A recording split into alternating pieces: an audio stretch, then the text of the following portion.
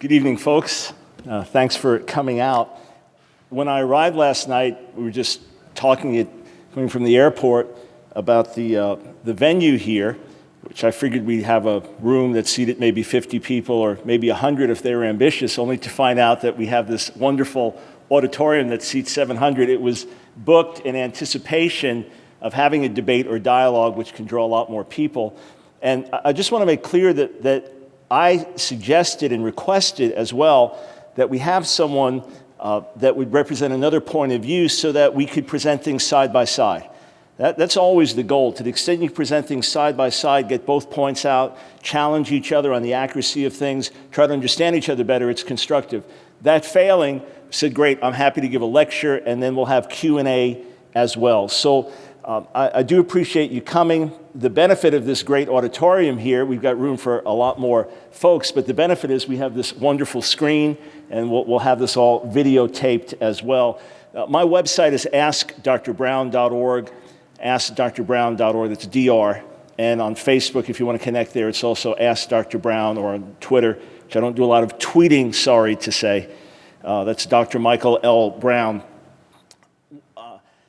I became aware of Israel Apartheid Week events happening on different campuses. My concern was that there would be one side presented and only one side presented, and a side that I would say in many ways would give an unfair picture of Israel.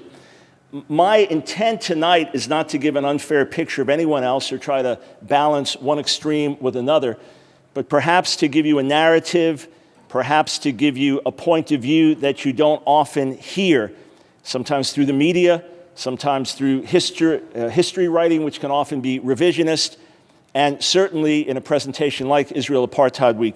I'm a Jew and I'm a follower of Jesus, which means many Jews like me and many Jews don't like me. So it's not like I am the champion of everything Jewish, and as if I would be saying that Israel never makes a mistake. At the same time, I'm a follower of Jesus, which means I believe Jesus loves Arab and Jew, Muslim, Christian, the same in terms of dying for all people and showing his love for all people. What I want to address specifically, though, is this question: is Israel an evil occupier? I'll only be speaking for 6 or 7 hours. No, just kidding. I'll talk, 45 minutes, an hour, maybe. I've got everything on PowerPoint so that we can cover as much ground as possible. And if I'm saying something and you're really into it, you don't need to shout or show your approval or give like 4 standing ovations. On the flip side, if you really don't like what I'm saying, body language is fine. You can be hostile, you can grind your teeth if you're mad at me, but the best thing is to ask a question at the end, all right? That's the very best thing. So if you feel anything is inaccurate, if you feel something needs to be challenged, please, that's why we request it. If no debate, then at least we can have some Q&A. So this is our question: is Israel an evil occupier? I want to put things in perspective, because talk is cheap. You know, we say one picture is worth 1,000 words. This is a map of the Middle East, and then expanded around into Europe and into Asia and into Northern Africa. And all of the countries that are in green are Muslim countries, all the way over to Indonesia, which is actually the most populous Muslim country in the world. And I just want you to see that Israel is that little red strip there. When you think of Israel as this evil, dominating, horrific empire bent on world domination, I just want you to recognize that's the reality physically. And often through history, the modern state of Israel, the nations surrounding Israel have been quite hostile, and some have large factions that want Israel demolished and destroyed. That's just a reality. About 200,000 missiles are aimed at Israel at any given time. This is according to a top Israel Defense Forces officer. He just said this on February 2nd.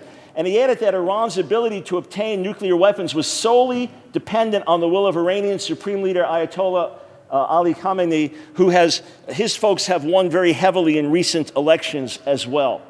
Just to give you perspective, at any given moment, 200,000 missiles aimed at Israel. Also, the strategy being published in Iranian news outlets is that Iran should target Israel's nuclear reactor site in Israel's 3 major cities, Tel Aviv, Jerusalem, and Haifa, with nuclear bombs This would take out over 60% of Israel's population pretty much instantly. Within 9 minutes, Iran's freakishly fast missiles would knock the Jewish population back to post-Holocaust days. Just to give a perspective of what Israel deals with as a reality is Iran has the potential of nuclear warfare against Israel. 1 year ago, almost to the day, just about 3 days off, 1 year ago, there was a horrific terrorist attack.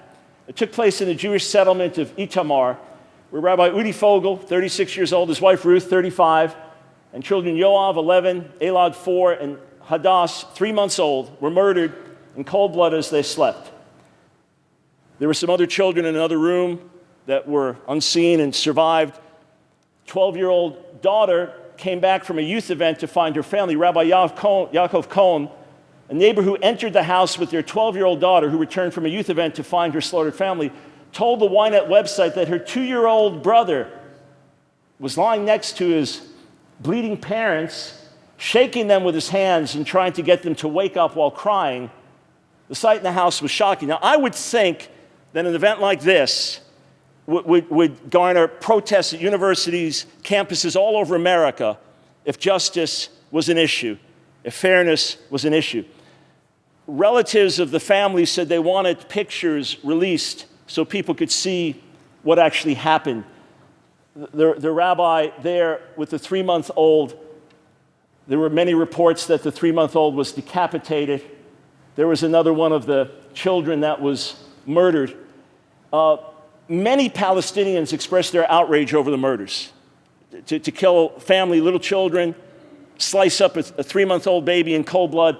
Many expressed their outrage over the murders. But as many as 1/3 of all Palestinians who were polled approved. While Hamas, the elected leadership in Gaza, praised the murderers, who said they were glad they did what they did, even if it meant the death penalty. And the Al-Aqsa Martyrs Brigade, the armed wing of Fatah, the dominant political faction in the West Bank, said it had carried out, quote, the heroic operation in response to the fascist occupation against our people in the West Bank and Gaza Strip. What could generate that level of hatred, animosity, and dehumanizing of other people? Just in January, the Palestinian Mufti, so this is religious leader, Islamic leader of great influence among the Palestinians, he quoted in a public speech some of the Quranic traditions and hadith. The hour of resurrection will not come until you fight the Jews. This was just January. The Jew will hide behind stones or trees. Then the stones or trees will call, "O Muslim, servant of Allah, there is a Jew behind me. Come and kill him." Our war with the descendants of the apes and pigs, meaning Jews, is a war of religion and faith. This was just January, publicly broadcast speech by the Palestinian Mufti. There was no widespread Palestinian condemnation of this speech from either Palestinian Muslims or Christians. That's disturbing. I read a very strong denunciation of this from a Turkish Islamic leader. But I was wondering, where is the denunciation? I can assure you, if such a speech took place in Israel from an Israeli leader, religious or otherwise, there would be instant condemnation over the whole country and by Jews all around the world.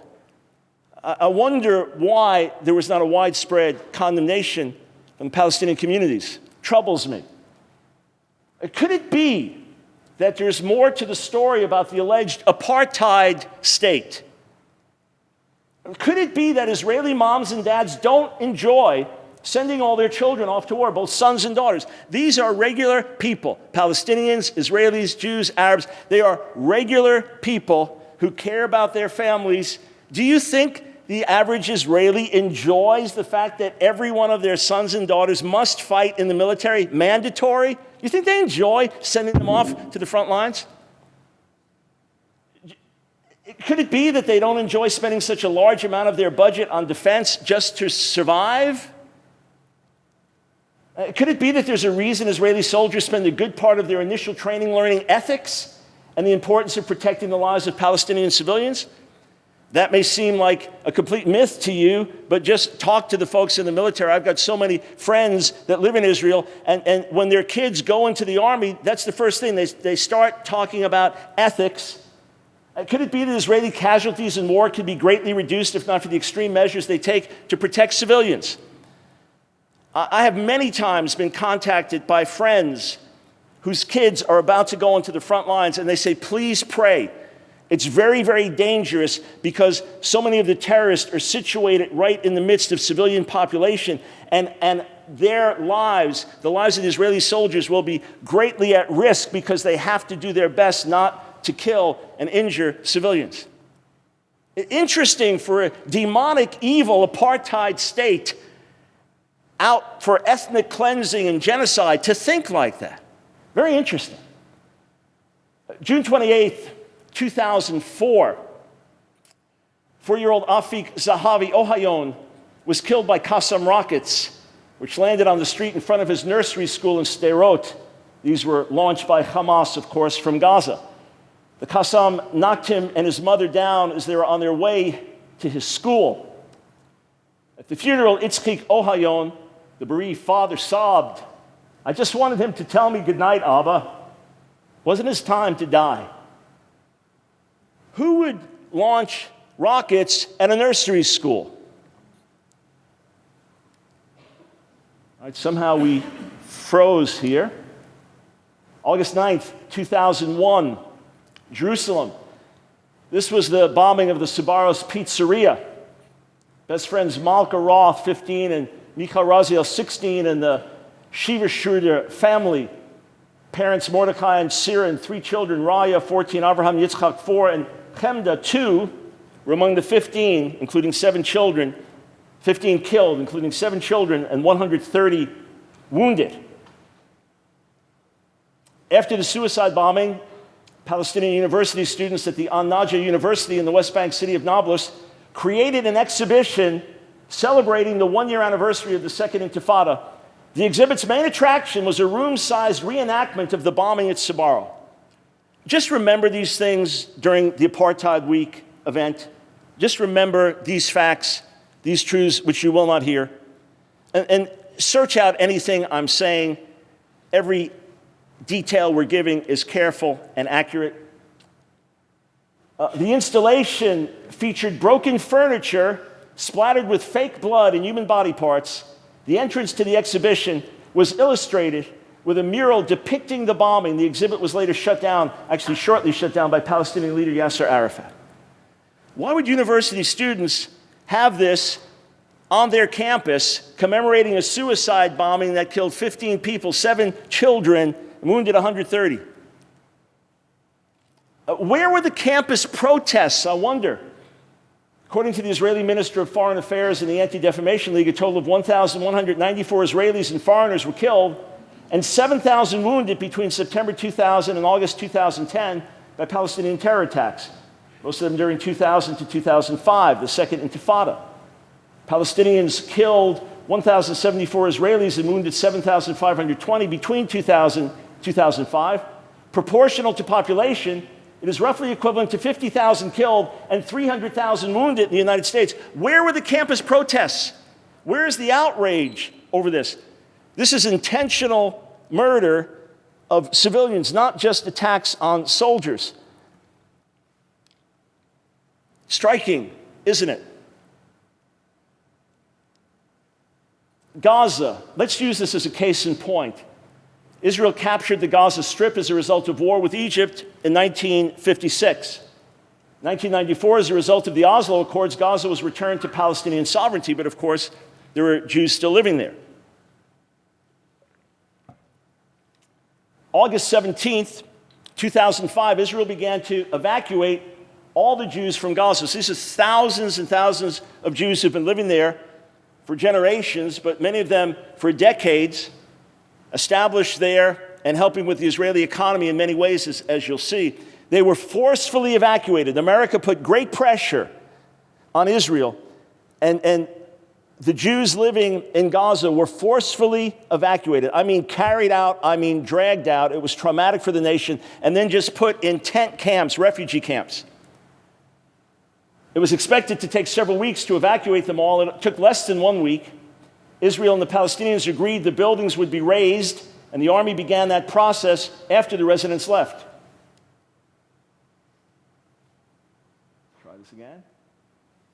A total of 1,700 families were uprooted, at a cost of nearly $900 million.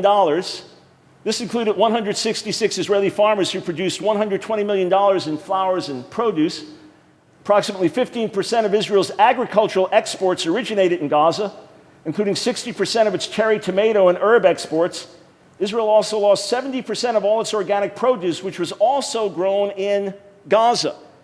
This is the unconditional withdrawal so that this can be 100% occupied by and governed by Palestinians. And of course, Hamas became the elected governing power in Gaza. What was the response? How was Israel paid back? More than 7,000 missiles rained down on Israel from Hamas terrorists in Gaza, including the one that killed 4-year-old Afik Zahavi Ohayon. And when Israel finally went to war, again doing its best to avoid civilian casualties, which the corrected UN report recognized with apologies, there was world outcry against Israel. All right, hang on for a second. Hang on for a second. Israel forcefully evacuates all of its people from Gaza. Traumatic for the nation, as you can imagine. Gives 100% control then of the territory. Hamas takes leadership and rains down 7,000 rockets wherever they can shoot them, however far they can go, traumatizing in particular the people of Sderot, who have 15 seconds from when an alarm is sounded to get into a bomb shelter. And when Israel finally says enough, can you imagine, in any situation here in America, can you imagine if we were being bombed from Mexico, if we were being bombed from Canada, if there was some terrorist enclave? And that's what we're talking about, terrorism here. We're not saying all Palestinians are terrorists, God forbid. But there was a terrorist enclave attacking and people being killed, thousands of bombs. And now we went to attack them. It would be outrageous to criticize us, and yet Israel was criticized around the world, including protests all over America for Operation Cast Lead. How dare they do this? Here, protesters in Fort Lauderdale. This is what they were saying at the protest. Murderers, go back to the ovens. You need a big oven. This is outrageous. Los Angeles, long live Hitler, put Jews in ovens. Jews are fossil fuel. These sentiments were widely reported. Where were the campus protests? Where was the outrage over this? Now, let me tell you where things stand today. Oh, and by the way, note that groups like gays and feminists marched against Israel, not Hamas. This was the most interesting thing. Where I live, right outside of Charlotte, North Carolina, there was a demonstration against Israel during Operation Cast Lead, and I looked at some of the groups that were involved. There were feminist groups, there were gay and lesbian groups, and they were protesting against Israel. I thought, how utterly ironic. Because if feminists dared to march down the streets of a city in Gaza, or if there was a gay pride event in Gaza, that'd be the end of those people. Or the end of the parade instantly. And yet, I'm not proud to say that you've got gay pride events in Jerusalem. That's the reality. And that Tel Aviv was recently voted, hands down, the most gay-friendly city in the world. Hands down, it won. And that feminism is alive and well in Israel. Now, it's not to say that those things are virtues. It's simply to say it's bizarre that those were the people protesting against Israel. What's the Israeli response? November 2011. I could go month for month for month for several years. November 2011. Israel brought 5,390 truckloads of goods, including 2,521 truckloads of food products, delivered into Gaza from Israel. 3,187 tons of cooking gas were delivered via the Kerem Shalom crossing. 1,336 Gaza residents, patients and companions, entered or passed through Israel for medical treatment via Erez crossing. What was the Hamas response? 10 rockets and 5 mortars were fired at Israel from inside Gaza during this period. No injuries reported. How strange for an apartheid state out for ethnic cleansing. Strange that the protests and the outrage is not against groups like Hamas. So you say, okay, the fact is the injustices of the past are so grievous. Israel's horrific treatment of the Palestinians is so off the charts that this is the only outlet they have is to strike back. Well, let's just do a brief historical review. I want to just give the most salient points here. Obviously, you could have whole university classes lasting for years covering every detail. But I just want to mention a few simple points. It is true that there has been a continuous Jewish-Israeli presence in the land for 3,000 years. Now, it doesn't mean that Jewish people or the Israelis have the right to the land. I'm not quoting scripture right now. I've got a Bible up here in case there's a biblically related question. But I'm not hitting you over the head with the Bible and saying God said it's their land and therefore it's their own. I just want to point out from a historical viewpoint that it's actually well over 3,000 years. There has been a continuous Israeli-Jewish presence in the land. It has been as many as 5 or 6 million people. It has been as low as 5 or 6,000 people. But there has been a continuous presence, a longer pedigree than any other people continuously there in the land. Also, there has been a passion among Jewish people worldwide for centuries for their one and only homeland. Please remember that when the State of Israel was formed in 1948, its territory was about 1/650th of the surrounding Arab and Muslim countries. Just to give you a perspective, the one homeland, every year at Passover, a holiday coming up soon, there is the prayer next year in Jerusalem, the hope that the Jewish people will be back in their homeland. Religious Jews pray several times a day for the regathering of exiles. There has been a longing. There has been a national identity associated with the land. The one and only world capital of the Jewish people has been Jerusalem through history. And there are psalms and poems that are written longing to be back there in the land. And remember, if you are, say, living in the Middle East, if you're a Muslim, and you're situated, here's Jerusalem, here's Mecca, you pray with your back towards Jerusalem, you pray facing Mecca. Jews all around the world pray towards Jerusalem. I'm just saying it has had a special place in the Jewish heart and mind for millennia. It's also important to remember that there's no connection between modern Palestinians and ancient Philistines or Canaanites.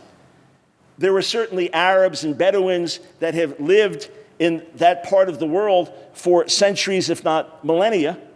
And there are Palestinians who can trace back. They're living in the land for centuries. The great majority would be much more recent than that. But there is no connection, no ethnic or linguistic connection, no anthropological connection, no biological connection between those who would identify as modern Palestinians and the ancient Philistines or Canaanites. You'll sometimes hear that myth, but it's simply a myth. Also, what about the origin of the name Palestine? That name was given by an occupier. That name was given by Roman occupiers. After the Second Jewish Revolt in 132-135 of this era, as punishment for the Jews, the Roman emperor renamed the territory, the entire territory, as Syria-Palestina. It was to mock the Jewish people and to mock their historic connection and to take the name Philistine and put it on it. So even the name Palestine is a derogatory name that was put on that region by Emperor Hadrian, himself an occupier. Also, let's remember that if you talked about the Palestinians before 1948, who identified by name as the Palestinians? Jews living in Palestine. Check out the Palestinian Orchestra before 1948. It was not Arab, it was Jewish.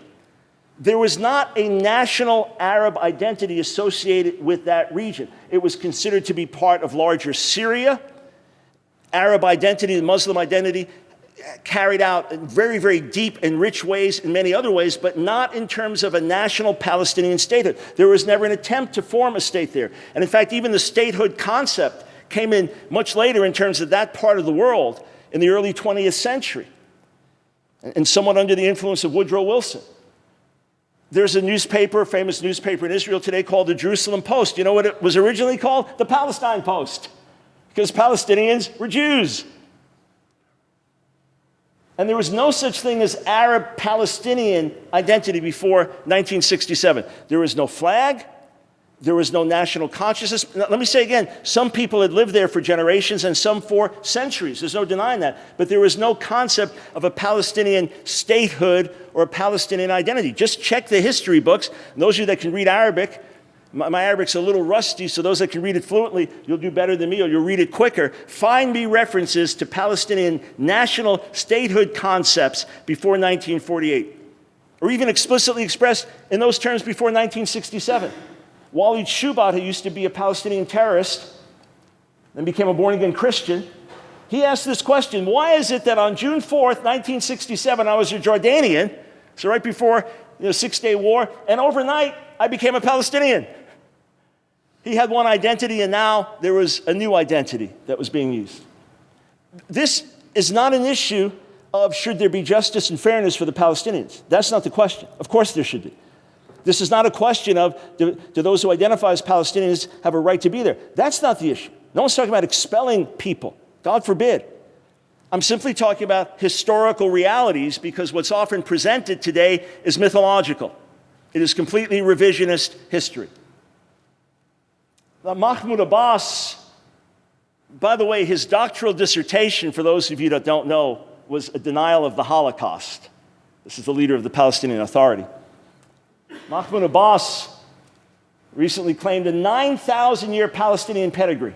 He said, oh, Netanyahu, you are incidental in history. We are the people of history. We are the owners of history. So they have a 9,000-year pedigree there.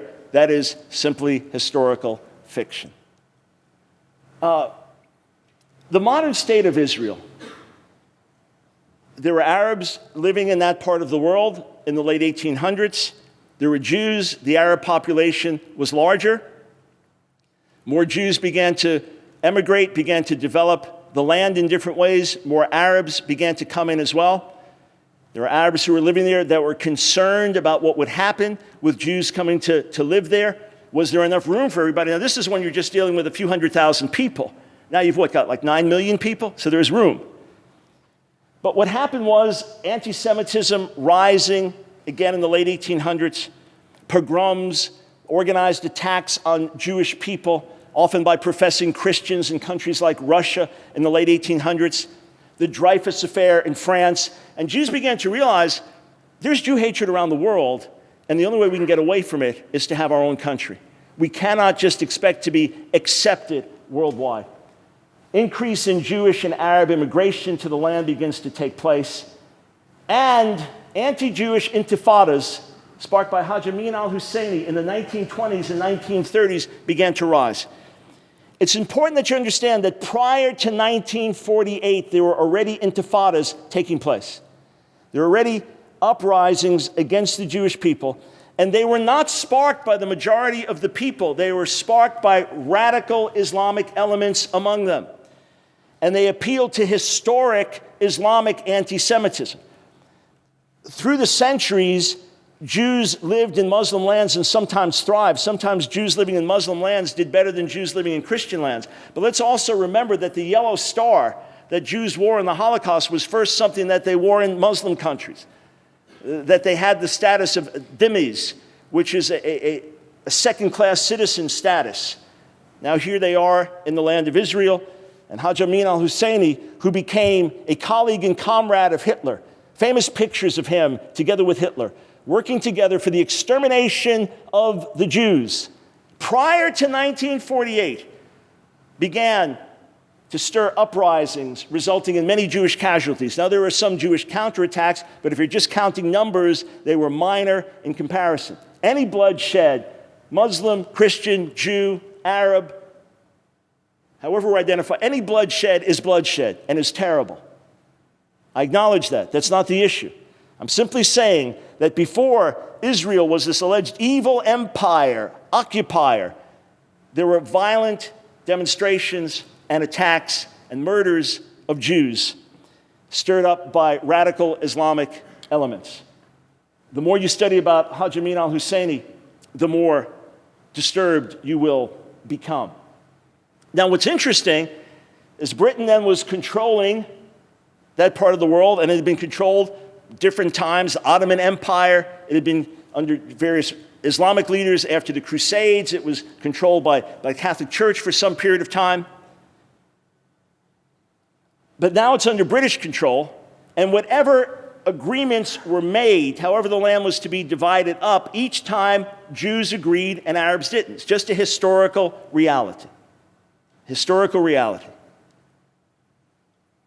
Now, the Holocaust. Hajj Amin al-Husseini, again, a colleague of Hitler. Nazis were able to work with various Muslim leaders because of the historic Jew hatred found in radical Islam, or some would say mainstream Islamic thought.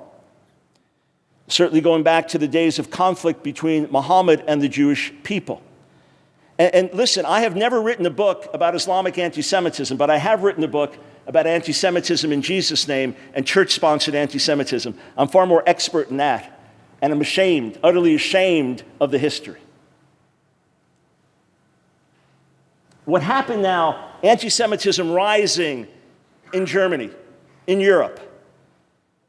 Jews wanting to now get out of the country, but Britain and others limit the amount of Jews that can escape, the amount of Jews that can now emigrate or immigrate to Israel and make it their home, resulting in their slaughter in Europe. Let's please put this in context. If you have any issue with Jewish people or lack of love for Jewish people, then just make it your own people, your own ethnicity, whatever it is. 6 million out of 9 million Jews in Germany were slaughtered in cold blood. 2/3 of the population. Take a country like Poland. 90% of Poland's 3.3 million Jews were slaughtered. 3 million out of 3.3 million. In the Holocaust, 1.5 million children and babies were slaughtered by the Nazis. Many times, Jews were made to dig large ditches. Then the fire was started in the ditch. Then they would be shot and thrown into the ditch. But it became commonplace that for the Nazis to save a bullet, they would just throw the babies alive into the burning pits. And there are Jewish accounts just talking about how life ended at that point. Life had no meaning at that point when you see babies thrown alive into burning pits. This is the backdrop now, post-Holocaust. Can there be a homeland for the Jews? There is plenty of room for the Jews and the Arabs living together in the land. And the Jews were simply saying, if we could have a majority here, we could have our own country, but continually express the desire to be neighbors and to work side by side. Continually. Was there some Jewish terrorism? You bet. Rejected by the bulk of the nation? Was there some? Sure, but it was always the exception to the rule.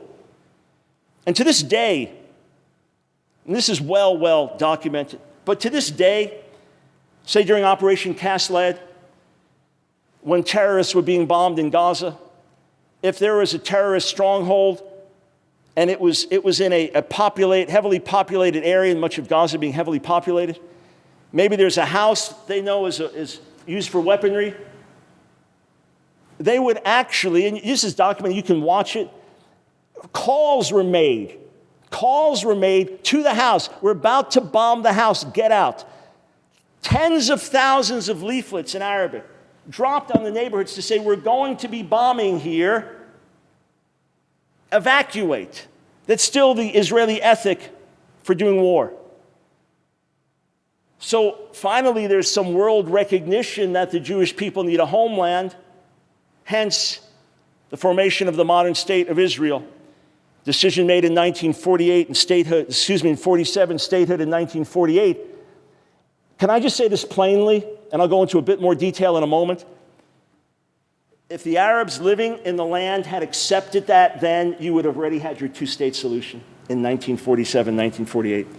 And my heart goes out very, very deeply to those who are identified today as Palestinians.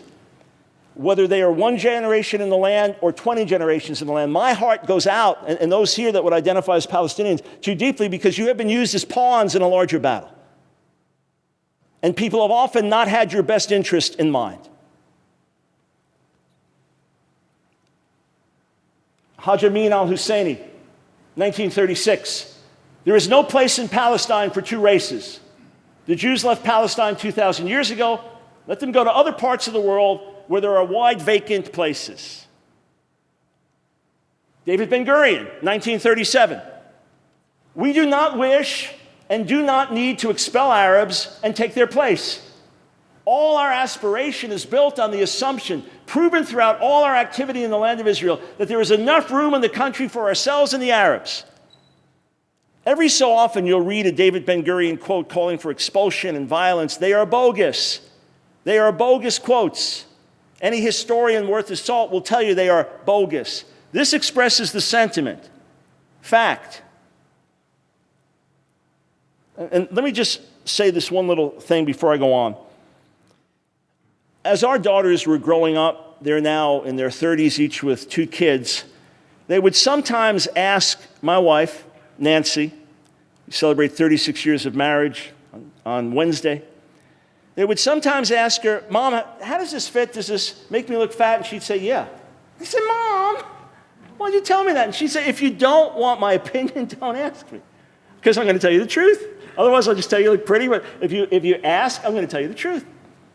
So sometimes I'll ask her, I've just finished writing a book. Oh, it's a masterpiece. It's really good, I think.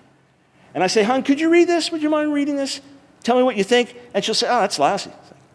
Like, my masterpiece? She says, yeah. The way it starts, it's just bad. I said, what do you mean? She said, well, you're the writer. Figure it out. Well, I don't like that. I wanted to tell me it's wonderful. It's, wow, I can't believe I'm married to a man who writes like that. No, I don't expect that.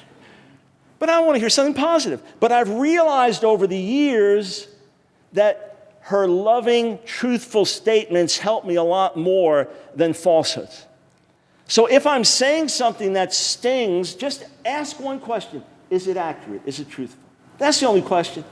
If this is all bogus, this is all nonsense, and everything I'm saying here is just created this afternoon on false websites, well, then let's expose it. If it's accurate, even if the truth hurts, take hold of it.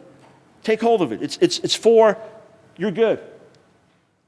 Azam Pasha, October 11th, 1947. He was the Secretary General of the Arab League. This is an interview in Akhbar al-Yom newspaper. He said, it will be a war of annihilation. It will be a momentous massacre in history that will be talked about like the massacres of the Mongols or the Crusades. This is what's going to happen to those Jews.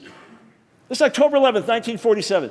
This is Golda Meir, who was Meyerson then, November 29th, 1947. So this is after the official announcement of the plan for statehood for Israel. She says, here, just get this again, October 11th, 1947. An Arab leader. It will be a war of annihilation. It will be a momentous massacre in history that will be talked about like the massacres of the Mongols or the Crusades. An Israeli leader. We are happy and ready for what lies ahead. Our hands are extended in peace to our neighbors. Both states can live in peace with one another and cooperate for the welfare of their inhabitants. That was the Israeli response to a 2-state solution. The Jews did not refuse it. David Ben-Gurion, December 1947. If the Arab citizen will feel at home in our state, if the state will help him in a truthful and dedicated way to reach the economic, social, and cultural level of the Jewish community, then Arab distrust will accordingly subside, and a bridge will be built to a Semitic, Jewish, Arab alliance. Haganah, this is Israeli Defense Force. April 1948, this is in the midst of war. This says the 5 surrounding Arab nations have attacked Israel. In its Arabic language broadcasts and communications, the Haganah consistently articulated the same message. And I'm going to cite from Ephraim Karsh's very important book, Palestine Betrayed. On April 22nd, at the height of the fighting in Haifa, it distributed an Arabic language circular noting its ongoing campaign to clear the city of all criminal foreign bands, so as to allow the restoration of peace and security and good neighborly relations among all of the town's inhabitants. We implore you again to keep your women, children, and the elderly from the dangerous places, read the circular. This is to the Arab population of Haifa. And to keep yourselves away from gang bases that are still subjected to our retaliatory action. We do not wish to shed the innocent blood of the city's peace-loving inhabitants. On April 24th, another Haganah radio broadcast declared, Arabs, we do not wish to harm you. Like you, we only want to live in peace. If the Jews and the Arabs cooperate, no power in the world will ever attack our country or ignore our rights. These were Jewish aspirations even in the midst of war. Jamal Husseini, speaking to the UN Security Council, April 16th, 1948, the representative of the Jewish agency told us yesterday that they were not the attackers, that the Arabs had begun the fighting. We did not deny this. We told the whole world that we were going to fight. This is historical truth. We'll get to the refugee crisis momentarily. But recently, archives of documents, tens of thousands, I think it's actually millions of documents, have been released in Arabic, in English, in Hebrew. And a scholar like Ephraim Karsh in Palestine Betrayed quotes page after page after page after page of these things. It's easy to revise history 50, 60 years later. This is what was happening on the ground. The Nakba, the disaster, the catastrophe.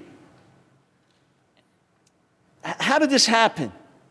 As Israel celebrates its independence every year, shortly after that, Palestinians and Arabs around the world mourn over the Nakba, the catastrophe. It was a catastrophe. Hundreds of thousands of Arabs living in Palestine lost their homes. Were they driven out or did they flee?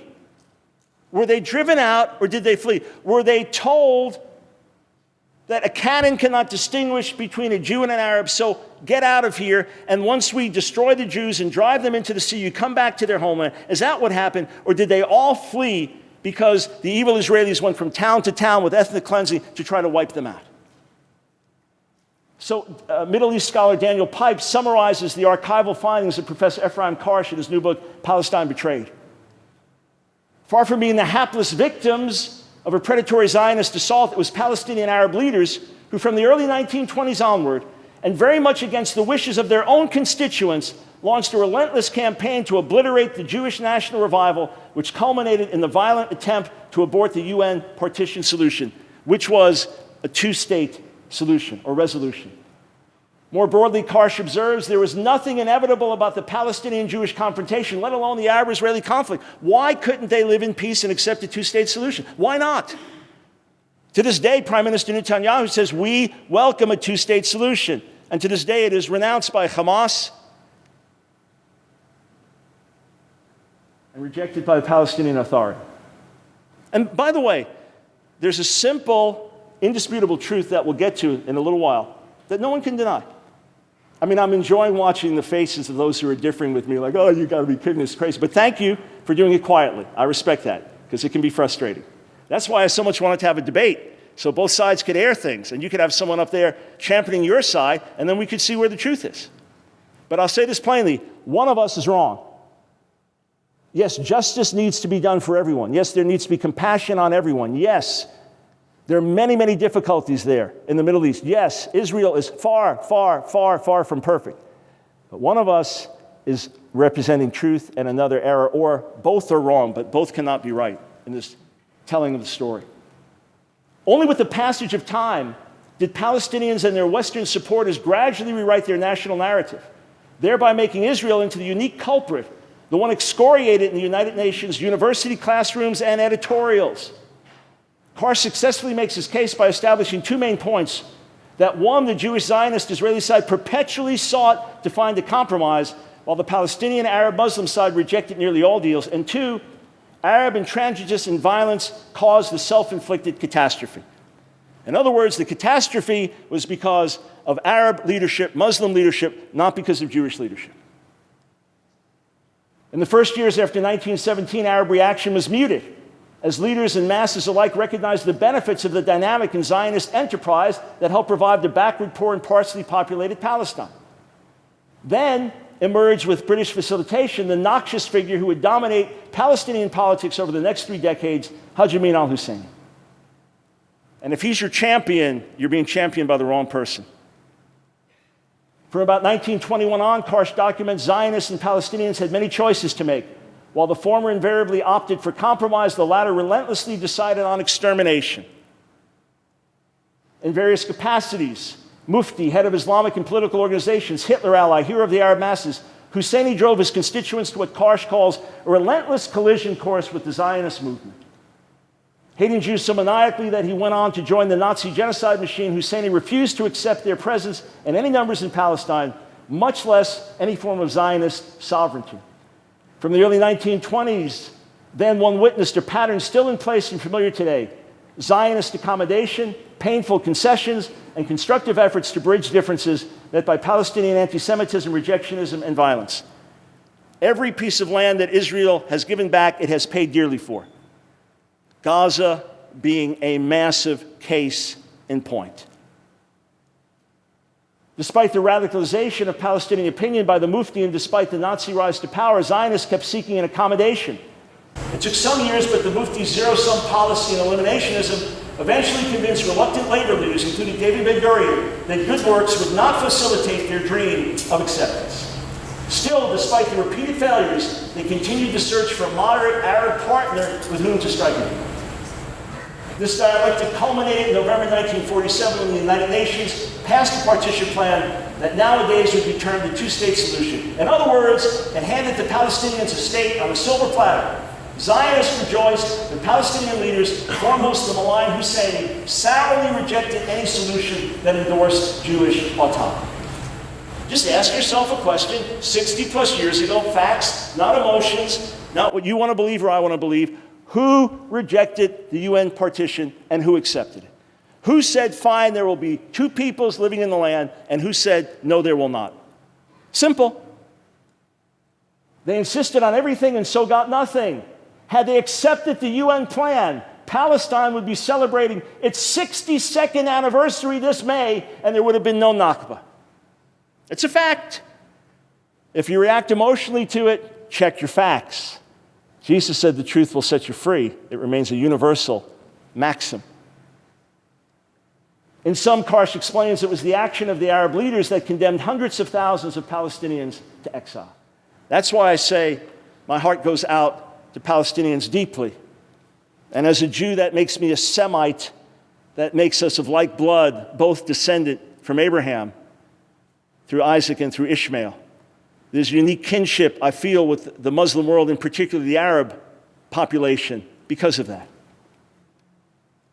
After the Arab flight, the Palestinian leadership disapproved of a population return, seeing this as implicitly recognized in the nascent state of Israel.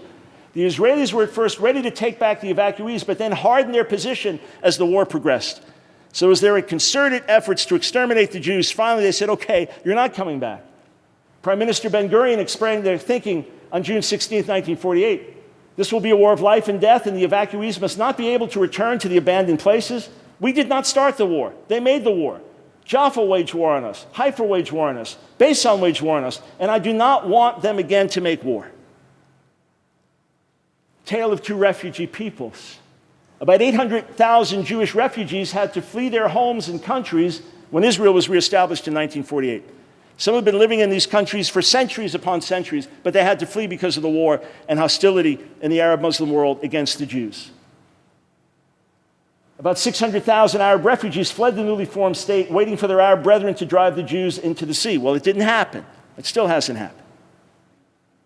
And it's not because Israel is perfect and God is only blessing Israel. I'm simply giving you historical, factual realities.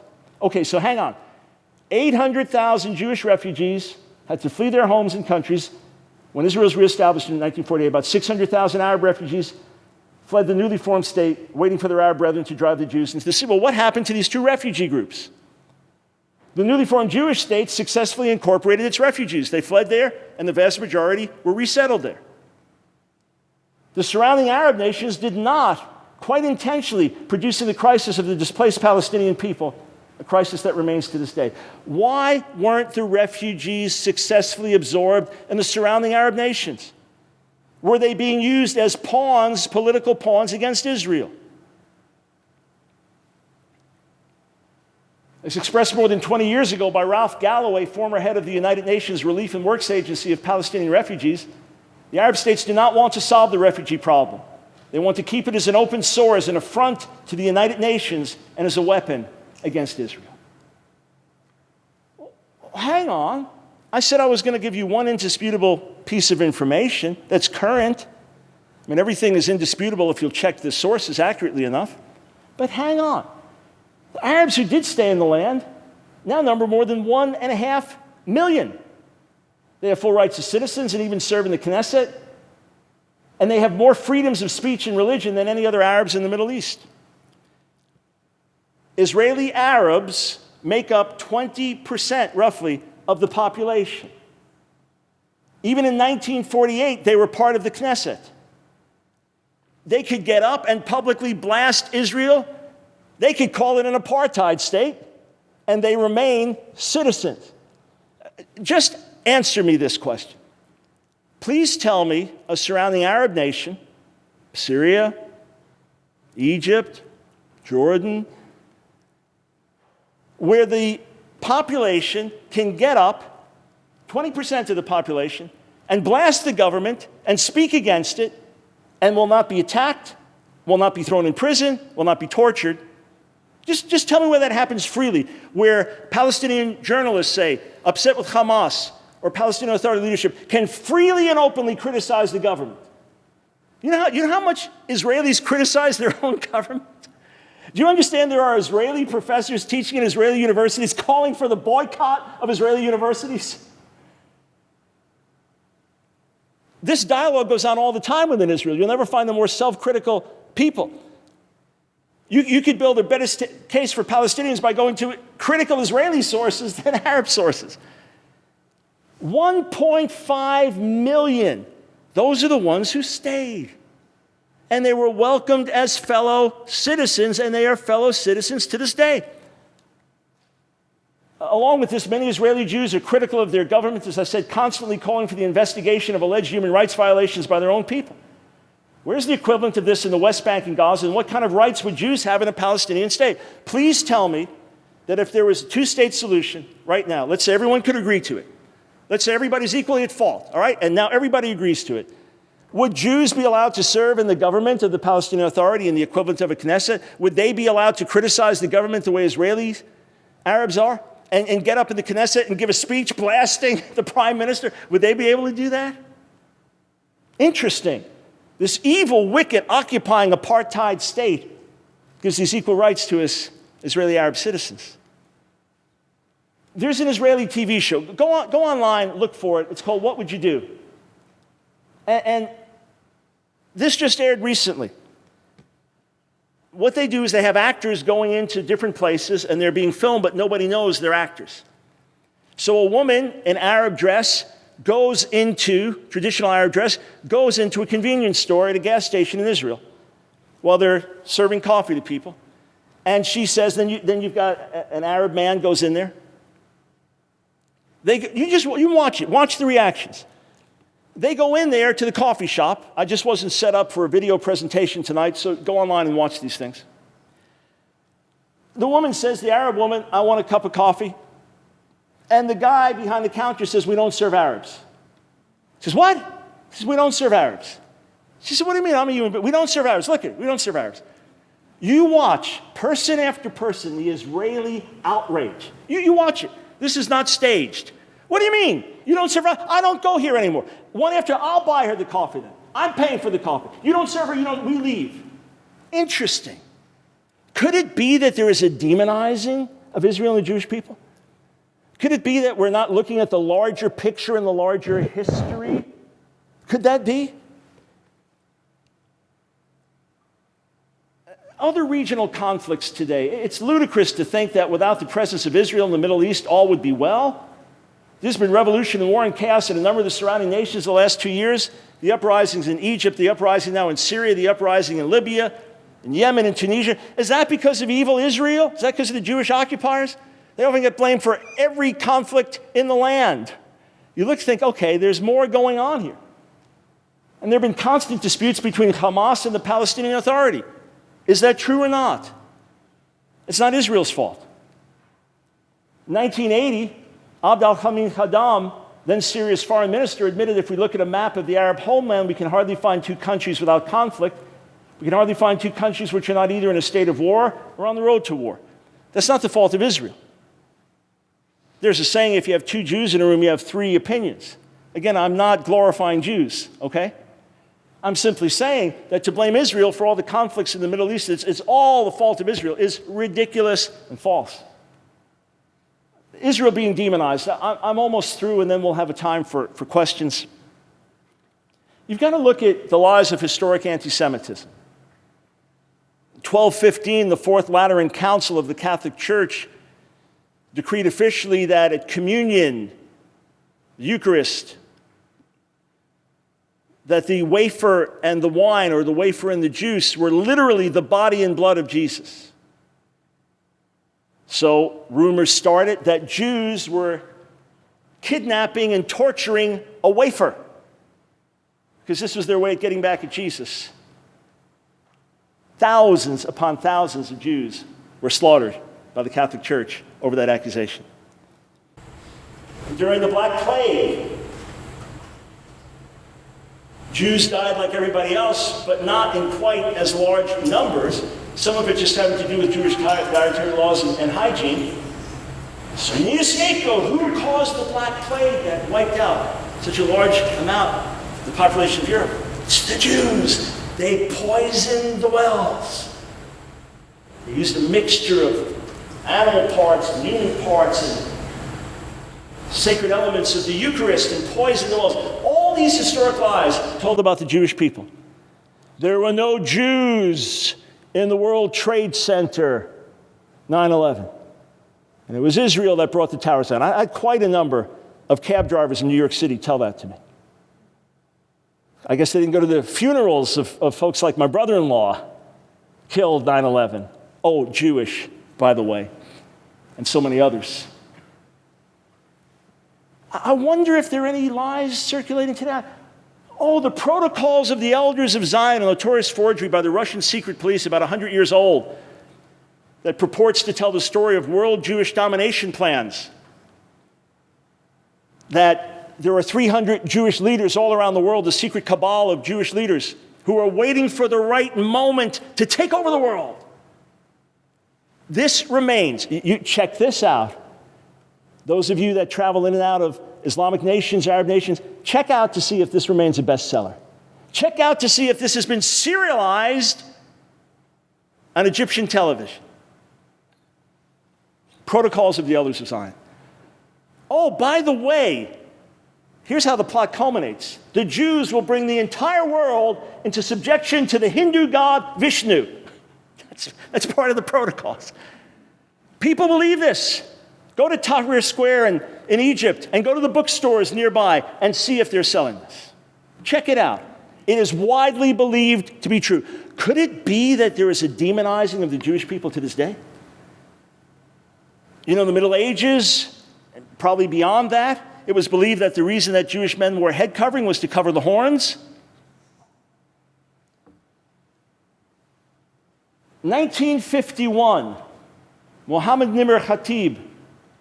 We are fighting an organized, educated, cunning, devious, and evil people, speaking of the Jews, that has concentrated the world's wealth and power in its hands. 1951. We are fighting the forces that have prevailed over the entire world. We are fighting the power that buried Hitler and defeated Japan. We are fighting world Zionism that has Truman in its pay, enslaves Churchill and Attlee, and colonizes London, New York, and Washington. Interesting. Still being believed to this day. The Jews control all the money in the world. The Jews control all the politics. The Jews control all the money. Interesting. One side still welcomes two states. Recent polling of Palestinian opinion reveals that the strong majority do not want a Jewish state in their region. Most recent polling I've seen within the last couple of months. Now, I'm sure there are certain Jewish factions in Israel that don't want a two-state solution. But everybody's tired of war. As I said at the outset, you think Israeli parents enjoy sending their sons and daughters into war? Sending them into battle? You think they enjoy that? Everyone mandatory military service? I don't know what gas costs in other parts of the world. It's about $8, $9 a gallon now in Israel. Tax about 45%. You think the population enjoys spending so much of its budget on defense? People are tired. Oh yeah, there's Arab hatred in Israel, there's Jew hatred in the Palestinian territories. You're going to have some of that everywhere. Human beings in their worst side.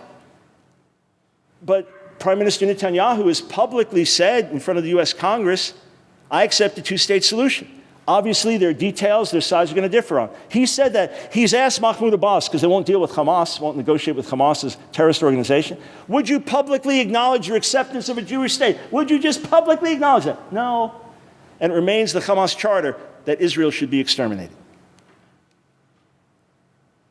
Palestinian Authority still has not openly pledged its full acceptance of the Jewish state. Hamas remains committed to the destruction of Israel and the Jewish people. These are the negotiating partners that Israel's dealing with right now. Golda Meir, 1957. Peace will come when the Arabs will love their children more than they hate us. What do you think of that? Peace will come when the Arabs will love their children more than they hate us. Is it possible that a Jew hatred, a hatred of the so-called evil occupier, drives people beyond even sense of what's in the best interest of the future generations? Again, to give you a feel of the Israeli heart. This is Golda Meir, a press conference in London in 1969. When peace comes, we will perhaps in time be able to forgive the Arabs for killing our sons, but it will be harder for us to forgive them for having forced us to kill their sons. In other words, worse than our sons being killed is the fact that we killed theirs.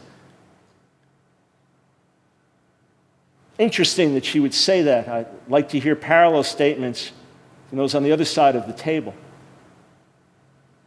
Statement by Prime Minister Netanyahu, I believe to be true. The truth is that if Israel were to put down its arms, there'd be no more Israel. If the Arabs were to put down their arms, there'd be no more war.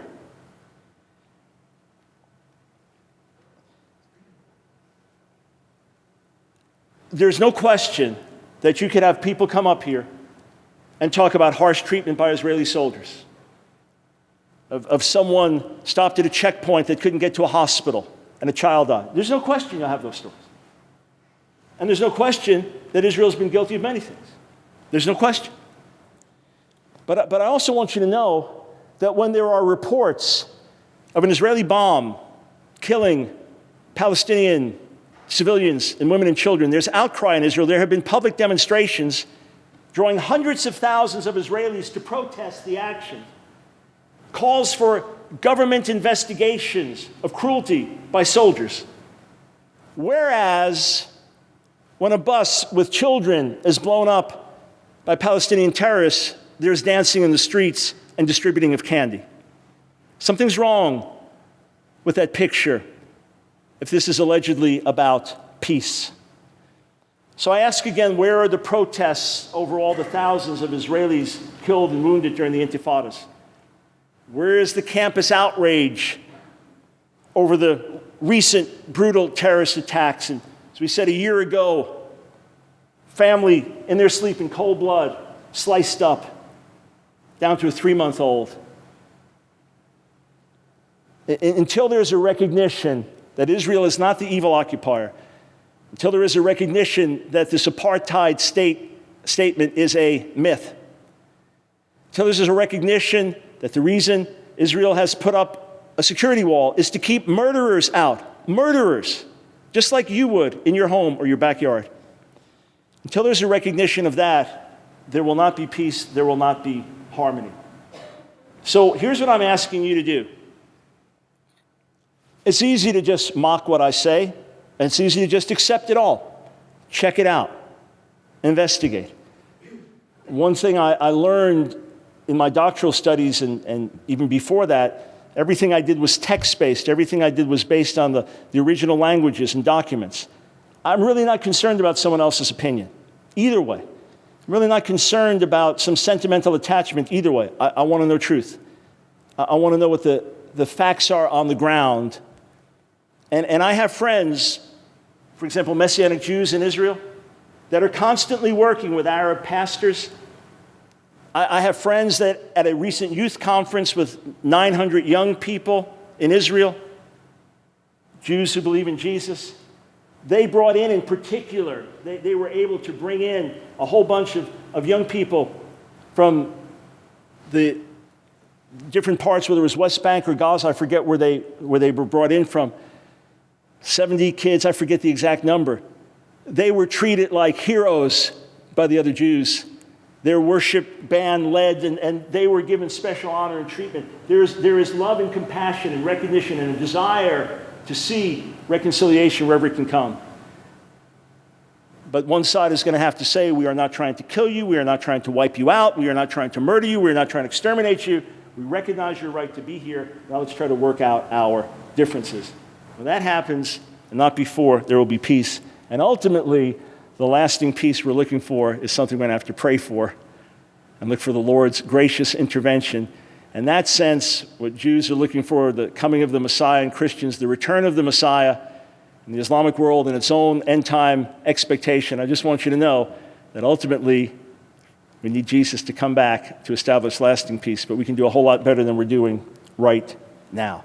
All right, thank you for listening so attentively, especially those that differ with me. Thank you for not getting up, storming out, because it can be frustrating. I want to take questions now, and how are we going to do that, Stephanie?